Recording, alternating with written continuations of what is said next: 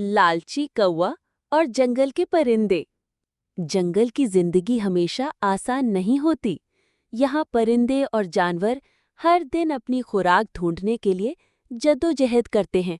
लेकिन कुछ ऐसे भी होते हैं जिन्हें कभी सुकून नहीं मिलता, क्योंकि उनका दिल हमेशा लालच से भरा होता है।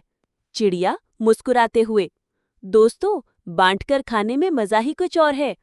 तोता हंसते हुए, हाँ, और जो जितना खाएगा उसी हिसाब से खुश भी रहेगा। मीना, कनात करने वाला हमेशा खुश रहता है। कौवा दरख्त से नीचे उतरता है, गुरूर से सीना फुलाकर। कौवा गुरूर से, हा हा हा हा, तुम सब छोटे दिल के परिंदे हो। इतने सारे दाने पड़े हैं और तुम बस थोड़े थोड़े खा रहे हो। ये सब तो मेरा है। ये वो लम्हा था जब कौवे की असल फितरत सामने आई। किसान मकई की भरी टोकरी लेकर आता है और कहता है, ये दाने सब परिंदों के लिए हैं, लेकिन याद रखो, जो कम खाएगा वो खुश रहेगा और जो ज्यादा खाएगा वो खतरे में पड़ेगा।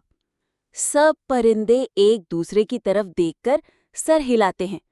लेकिन सवाल ये था कि क्या वाकई कोई परिंदा अपनी लालच पर काबू रख पाएगा, या फिर ये दाने किसी की बर्बादी का सबब बनेंगे। चिड़िया, तोता, फाख्ता, मीना सब थोड़े थोड़े दाने खाते हैं और खुशी से उड़ जाते हैं। फिर कौवा आता है। कौवा लालची आवाज में, नहीं, ये सब मेरा है, मुझे सब कुछ चाहिए और ज्यादा। वो जल्दी जल्दी दाने चोंच में भरता है। कुछ गिर जाते तो दोबारा उठाता। अचानक किसान झाड़ी के पीछे से निकलता है और एक बड़ा सा जाल कौवे पर फेंक देता है। कौवा फड़फड़ाता है और चीखता है, मुझे बचाओ, मुझे बचाओ। तोता अफसोस से, हमने कहा था, कनात करो। मीना गहरी आवाज में, लालच हमेशा मुसीबत लाती है। चिड़िया, काश तुमने हमारी बात मान ली होती। लेकिन अब पछतावे का कोई फायदा न था।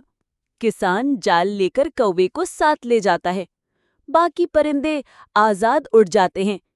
इस दिन जंगल के सब परिंदों ने ये सबक सीखा कि असल खुशी कनात और बांटने में है, लालच में नहीं। दोस्तों, आपको ये कहानी कैसी लगी? क्या आप भी मानते हैं कि लालच नुकसान देती है?